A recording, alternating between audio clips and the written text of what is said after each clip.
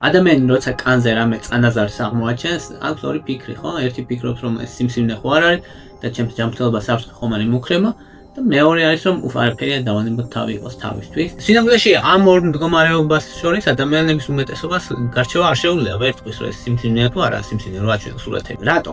იმიტომ რომ რაც საშიშია ზოგჯერ გამოიყურება როგორც უსაფრთხო და პირიქით, რაც უსაფრთხოა გამოიყურება საშიშად. და ზუსტად ამიტომ ახსოვე, რომ დროული დიაგნოზი აგვიანებს და ზოგჯერ კიდე ადამიანები პირიქით ზედმეტად პანიკობენ იმაზე, რაზეც არ უნდა იყვნენ შეშინებული. ზუსტად ამიტომ დღეს გეტყვით კანის 5 ყველაზე მნიშვნელოვან წანაზარდს, კანზე რაც იზრდება, რომელიც უნდა იცოდე, ისი ცნობას უნდა იცოდე და ბოლოს გეტყვი ასევე, რაც არის საშიში და მართლა რაც საყურადღებოა. ამიტომ ყურადღებით მოусმინეთ. პირველი და ყველაზე ხშირი არის სებორეული კერატოზი. ზოგჯერ ეძახიან ხოლმე დაბერების ნიშანსაც, რადგან ასაკთან ერთად ძალიან ხშირია. ადამიანი რო გადააბიჯებს 50 წელს, თითქმის ყველას აქვს მერე სებორეული კერატოზი და როგორ გამოიყურება კანზე. სებორეული კერატოზი გეგონება კანზე ზის გარედანო. დაახლოებით ისე როგორც აი სანთელი რო დაგეწვეთება კანზე, ეს გქონიათ და რო გადაусმევთ და რაღაცნაირი ცვილისებრი სტრუქტურა რო აქვს, აი დაახლოებით ესეთი შეგრძნება აქვს ადამიანს. ზუსტად ადამიანები აღწერენ ხოლმე, რომ აი გეგონება სანთელი დამეწვეთა, ესეთი შეგრძნება კანზე არ არის უხეში. ბევრი ხალისგან განსხვავებით, ხალის გლუვი ზედაპირი აქვს, აი კანზე შეიძლება რომ გაატარო ხალი როცა გაქვს, საერთოდ ვერაფერი ვერ იგრძნო განსხვავება და აქ ამობერილობას გრძნობ და გონია რომ რაღაცა გარედან არის და ზოგჯერ აქ ადამიანს შეგრძნება რომ ის ხელით ავიცლი ამას, იმიტომ რაღაც გარედან მაქვს დაწებებული გეგონება კანზე. სინამდვილეში ასე არ არის, ასაკთან ერთად ნელ-ნელა ხდება შეცდომები უჯრედების ზრდასთან დაკავშირებით და გამრავლებასთან დაკავშირებით და ეს უჯრედები გროვდება. სხვა ფერი შეიძლება იყოს ეს სებორეული კერატოზი, ღია ყავისფერი უმეტესად, შეიძლება მუქი ყავისფერი, შეიძლება იყოს უფრო შავი და მერე შავი როცა არის ადამიანებს უფრო ეშინიათ რომ სიმსივნე მელანომა ხო არ არის, თუმცა განსხვავება ის არის რომ როცა მელანომას ახასიათებს არარეგულარული სიშავე, ანუ თვითონ ერთი დაზიანება შიგნით სხვა ფერი შეიძლება იყოს და სებორეული კერატოზის შემთხვევაში ფერი უფრო მეტად არის თანაბარი, ეგ არის განსხვავება და ახლოდან რო შეხედო, დაახლოებით ტვინს გავს, ანუ აქვს თავისი ნაჭრდებები და რო შეხედო ტექსტურა თვითონ სებორეული კერატოზის ახლოდან რომ დააკვირდე, რომ გაადიდო, ასეთი არათანაბარი ტექსტურა აქვს, ამიტომ ამ მსგავსება ხოლმე ტვინს. ყველაზე ხშირად ვითარდება მკერდზე, ზურგზე, მხრებზე, სახეზე, ანუ იმ ადგილებში, სადაც მზესთან ადამიანის კონტაქტი აქვს. ზოგ შემთხვევაში იშვიათად ხელის და ფეხის გულებზეც ვითარდება. ეს არის მნიშვნელოვანი, რომ ხელი და ფეხის გულებზე ხდება ხოლმე სებორეული კერატოზის განვითარება. თავიდან რამდენიმე ჩნდება და მერე მეტი და მეტი აქვს ადამიანს, შეიძლება ჰქონდეს ათეულობით. მკურნალობას არ საჭიროებს როგორც წესი, მაგრამ მკურნალობა შესაძლებელია. მაგალითად კიურეტაჟი ან კრიოთერაპია ექიმმა რა თქმა უნდა ანესთეზიის ქვეშ აფხეკავენ ხოლმე შესაძლებელია. ზოგჯერ იშვიათად შეიძლება რომ გაჩნდეს ეს სებორეული კერატოზი ერთბაშად, ძალიან მალე, ძალიან დიდი რაოდენობით და შეიძლება ნიშნავდეს სიმსივნეს. სიმსივნეს შინაგანი ორგანოზი, მაგალითად კუჭის. მაგრამ ესეთ შემთხვევები ძალიან იშვიათია და სხვა სიმპტომებიც ახასიათებს შესაბამისად, ანუ როგორც სიმსივნის ნიშანი სებორეული კერატოზი არ გამოდგება და მაგის არ უნდა შეეშინდეს ადამიანს უმეტესად. მეორე, რაც ყველაზე ხშირად ხდება კანზე არის კანის აკროქონდრონი, ინგლისურად skin tags ეძახიან ასევე ტაგები პატარა.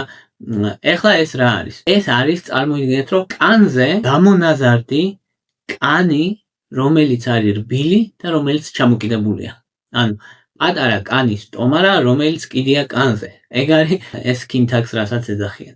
ესეც საშიში არ არის, ასაკთან ერთად ვითარდება სხეულის იმ ნაწილებში, სადაც კანი ერთმანეთს ეხახუნება ხშირად, სადაც ფრიქცია და მექანიკური გაღიზიანება ხდება. ეგეთი ადგილები, სადაც მკისერი, შეიძლება იღლიები, საზარდული, თვალებთან, მკერდის ქვეშ, სადაც კანს უწევს მექანიკური დაზიანება ისევ კანთან. შეიძლება რომ ადამიანს ჰქონდეს ერთი ან რამდენიმე skin tag-ები და რაც ასაკი ემატება, მით უფრო იზრდება ალბათობა. თითქმის ყოველ მეორე ადამიანს აქვს 50 წლის ზევით ერთი ცალი მაინც.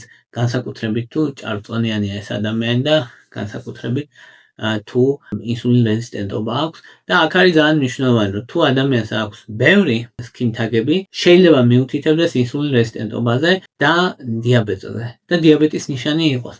რატო? იმიტომ რომ ინსულინის მსგავსი ზრდის ფაქტორი უზრუნველყოფს და ასტიმულირებს აი ამ უჯრედების ზრდას, რომელმაც შეიძლება გამოიწვიოს აი ამ სქინთაგების წარმოქმნა. ამასაც როგორც წესი სპეციალური მკურნალობა არ ჭირდება, უნებელია თავისთვის არის, მაგრამ მისი მოცილებაც შესაძლებელია კრიოთერაპიით. შესაძლებელია მოჭრაც, ოღონდ რა თქმა უნდა ამას აკეთებენ ექიმები და ლაზერული მოცილებაც. მესამე ყველაზე ხშირი მდგომარეობა არის მეჭეჭები. მეჭეჭები ყველამ ვიცით რაც არის. დაახლოებით კანის ზრდა წამონაზარდია კანზე, რომელსაც იწვევს ვირუსი, პაპილომა ვირუსი. და აქ არის ერთი მომენტი, რომ ადამიანებს გაგებული აქვთ რომ ეს პაპილომა ვირუსი ასოცირებული არის სიმსივნეებთან. მაგალითად, საშვილოსნოს ყელის სიმსივნესთან, პენისის, სწორი ნაწლავის, ხახის და ეს ასოციაცია რო იციან რომ ეს პაპილომა ვირუსი იწვევს სიმსივნეს, ყველას ფიქრობენ ხოლმე ეს კანზე რო პაპილომა ვირუსები იწვევს ამ მეჭეჭებს, ეგ ის ხო არ არის რომ სიმსივნეს ხო არ გარდაიქმნება. პასუხი არის რომ არა, კანზე რაც იწვევს აი ამ მეჭეჭებს ეგ პაპილომა ვირუსები არ იწვევს სიმსივნეს.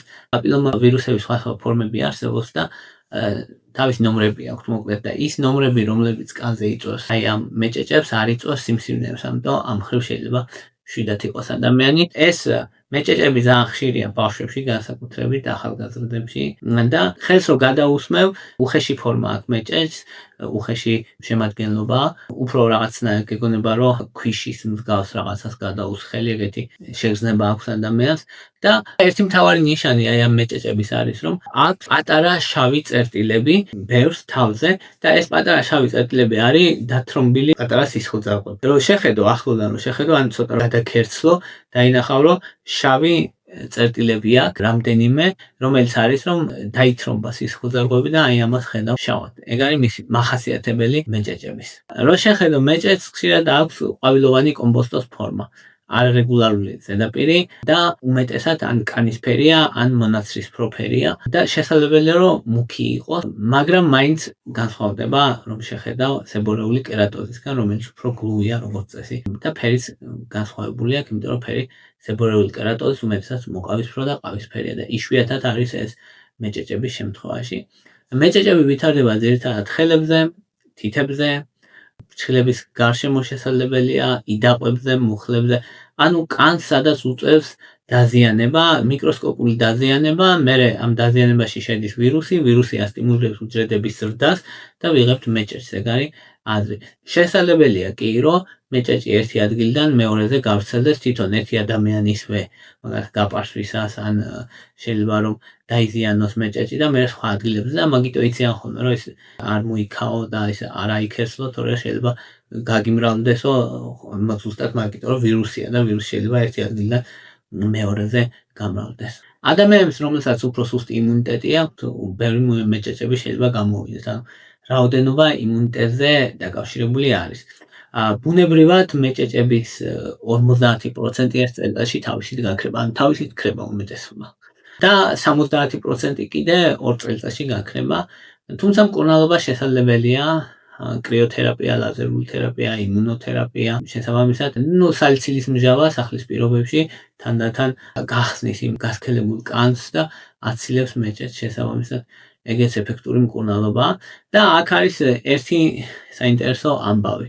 რომ ადამიანები ხშირად იციან ხოლმე რომ აი არ დაიზიანო მეჭეჭი, არ დაიზიანო აი თუნდაც ეს სკინთაგი ან სებორეული კერატოზი თუ აქ ადამიანს და ეშინიათ მოდივას რომ თუ დაიზიანებს სიმსივნეს გარდაიქმნება და სინამდვილეში ასე არ არის.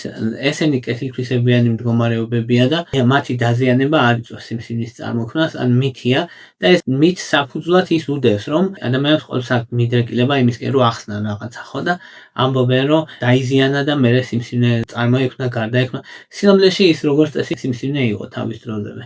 ანუ ის რაც დაიზიანა, ვთქვათ, მეჭეჭი კი არ დაიზიანა იმ ადამიანმა, სიმსივნე იყო და სიმსივნე დაიზიანა და მერე უბრალოდ დაადგინეს რომ სიმსივნე ყოფილა და არა პირიქით, ან ჯერ მეჭეჭი არ იყო, ჯერ სიმსივნე იყო და ის სიმსივნეს აქედან მოდის ეგ გამოთქმა, რომელიც რა თქმა უნდა მითია და არა სიმართლე. თუმცა, რაც უნდა ვიცოდეთ, რომ კი კანის ხშირმა გაღიზიანებამ ბევრი წლების განმავლობაში შეიძლება გამოიწვიოს სიმსივნე. ეს შესაძლებელია, ოღონდ ამას პირდაპირ კავშირი არ აქვს იმასთან, რომ მაგალითად თუ კი აქვს ნაწიბური ადამიანს შრამი და ძალიან სულ ზიანდება ეგ კანი, შესაძლებელია ან დაწვის შედეგად მიღებული შრამი და მე სიმსივნედ გარდაიქმნას. ეს შესაძლებელია ან წყლული, რომელიც ძალიან დიდი ხნის განმავლობაშია, მაგრამ ეს არ ეხება რა თქმა უნდა ამ სქინთაგებს და ჩვეულებრივ მეჭეჭებს და ესეთ რაღაცებს არ ეხება. მეოთხე ყველაზე მნიშვნელოვანი და ხშირი, რაც კანზე ზრდა არის, ეს არის ხალი და ხალი, როგორც წესი არის კეთილთვისებიანი უჯრედების გროვა, მელანოციტების, რომელიც მუქ პიგმენტს გამოიმუშავებენ. ამიტომ ხალების უმეტესობა არის მუქი ფერის. ადამიანების უმეტესობას აქვს 10-ზე მეტი ხალი და ზოგს ძალიან ბევრი, ზოგს შეიძლება ქონდეს ასობით.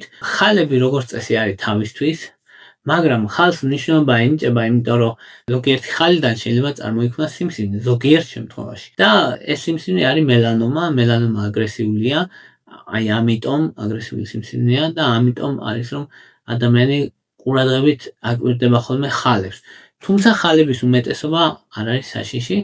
რამდენიმე ტიპის სხვადასხვანაირი ხალები არსებობს, მაგალითად ბრტყელი და ყავისფერი, მოყავისფრო ხალი, რომელიც უფრო ბავშვებს და ახალგაზრდებს აქვს და ხელს რო გაუსვა გაბრტყელებულია, მოკლედ ვერ ნახავ რამე ისეთ ამობურცულობას.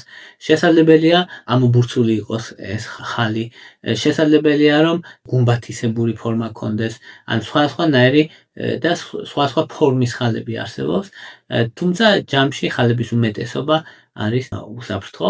ხალები შეიძლება გაჩნდეს დროთა განმავლობაში, ან ჰქონდეს ბავშვს თავიდანვე და რაოდენობა ხალები შეიძლება შეიცვალოს დროთა განმავლობაში. ძალიან მარტივი წესი, რაც შეგვიძლია დაიმახსოვრა, რომ 6 მმ-მდე დიამეტრის ხალი თუ არის, როგორც წესი უსაფრთხოა და 6 მმ დაახლოებით არის ფანქრის საშლელის თავი, საშლელები რო ფანქრებს უკან რგვალი, აი დაახლოებით მაგის თავზე პატარა თუა, როგორც წესი ეგ ხალები პრობლემას არ წარმოადგენს არასდროს. ის ფაქტიც რომ ამბობენ ხოლმე რომ ხალისგან შეიძლება სიმსივნე წარმოიქმნას, ეგ მართალია, შესაძლებელი არის, მაგრამ სიმსივნეების მხოლოდ 20% წარმოიქმნება უკვე არსებული ხალისგან. დანარჩენი 80% შემთხვევაში მელანომა წარმოიქმნება ახალი დაზიანება, ანუ ახალი ხალივით გაჩნდება და იზრდება. ეგ არის მელანომა და არა ის რომ უკვე არსებული წლები, თქვა 20 წელი ადამიანს ხალი აქვს, პატარა რაღაცა იქიდან მელანომა ძალიან იშვიათია, თეორიული შანსი ყველაფრის არსებობს, მაგრამ ძალიან იშვიათია. მელანომის რისკი იზრდება თუ ადამიანს 50-ზე მეტი ხალი აქვს, თუ ატიპიური ხალები აქვს, ასიმეტრიული, ირეგულარული საზღვრებით, რამდენიმე ფერის შიგნით და დიდი დიამეტრის და თუ ევოლვირებს დროთა განმავლობაში, ანუ იცვლება დროთა განმავლობაში. ამას ეძახიან ატიპიურ ხალებს და ატიპიურ ხალს აქვს მაღალი ალბათობა იმისი, რომ იქიდან წარმოიქმნას სიმსივნე. დაზიანება ხალის არ იწვევს სიმსივნეს, ეგ არ არის, ეგეც ის არის. მაგრამ აქვე უნდა ვთქვათ, რომ როცა კანის წანაზარდის დაზიანებაზეა საუბარი, ხო? შეიძლება დაიზიანო, სისხლიდან გამოიწვიოს და თან საკმაოდ ძლიერიც. ამიტომ არის რომ დაზიანება არ არის სასურველი, რომ მაგალითად მეჭეჭი პირდაპირ გადაიჭრა, ის კინტაგი გაჭრა და ეს რაღაცები, რადგან სისხლიდან შეიძლება გამოიწვიოს და რაც ძალიან არასასურველია. ანთება შეიძლება გამოიწვიოს, მე რითიც გაჭრი იმათ ინფექცია შეიძლება შეიტანოს, ამიტომ სახლის პირობებში ესე ქირურგიული მოცილება და ესეთი ექსპერიმენტები არ ღირს და არ არის კარგი. შეიძლება მე ისევ გაიზარდოს, მაგალითად მეჭეჭი ხშირად ისევ იზრდება ხოლმე, იმიტომ რომ ის ვირუსი ხო რჩება საწავა. თუ საეჭვოა ხალი, მოცილება შესაძლებელია, რა თქმა უნდა, ან კოსმეტიკური მიზნით, ქირურგიულადაც შესაძლებელია მოჭრა ხალის ქირურგიულად, რა თქმა უნდა. ზოგჯერ ლაზერული მოცილებაც თუსაში არა. თუ რაღაცა საეჭვოა ის ხალი, მაშინ გზავნიან ბიოფსიაზე, რა თქმა უნდა, რომ დაითესოს. და ჩვენ თქვით უკვე 4 კანის წანაზარდი, რაც ყველაზე ხშირია და ახლა ვთქვათ, რაც ყველაზე მნიშვნელოვანია, რაც არ უნდა გამოგრჩეს, რადგან საუბარია სიმსივნეებზე. როგორ ვიცნოთ კანის სიმსივნეები და გეტყვით 3 ყველაზე მთავარ კანის სიმსივნეზე, რომელზეც კანის სიმსივნეების თითქმის სრული პროცენტულობა მოდის. პირველი, რამდენიმე მარტივი წესი, როგორ უნდა მივიტანოთ ეჭვი, ხო არ არის საშიში. პირველი არის რომ დაზიანება ჩქარა იცვლება ზომაში, ფორმაში, ფერში და ეს ჩქარა იგულისხმება რამდენიმე კვირის ან რამდენიმე თვის განმავლობაში, როცა იზრდება, მაგალითად ნახე ხალი, რომელიც ჩქარა იზრდება, ანუ ბევრად დიდია, ვიდრე იყო, თქვა რამდენიმე თვის წინ. ეგ არის ძალიან მნიშვნელოვანი მაგის შემჩნევა. მეორე არის, რომ თუ კი მუდმივად სისხლდენა აქვს, ან წყლულდება, თუ ნახე, რომ რაღაც კანზე დაზიანება გაქვს, რომელიც რეგულარულად წყლულდება, ან სისხლდენა, ეს სიმსივნეებს ახასიათებს და თუ აქვს არარეგულარული ფორმა, ასიმეტრიულია, არარეგულარული საზღვრები აქვს, შერეული ფერები აქვს, არათანაბარი ზედაპირი აქვს. ესენიც შეიძლება იყოს მელანომის ნიშნები, ანუ კანის სიმსივნის, ამიტომ ყურადღება უნდა მიაქციოთ. და ყველაზე ხშირი კანის სიმსივნე არის ბაზალურ უჯრედოვანი კარცინომა, რომელსაც აქვს რაღაც ამობურცულია და თითქოს მარგალიტისებურია, ბზინავს თითქოს ეგეთი შეხედულება აქვს და შეიძლება სისხლძარღვებიც კი ჩანდეს და ცენტრალურად იყოს წყლული, მის ცენტრში იყოს მცირე დაწყლობასავით და თითქოს ეს წყლული არ ხორცდება, ანუ არის და არის და არის.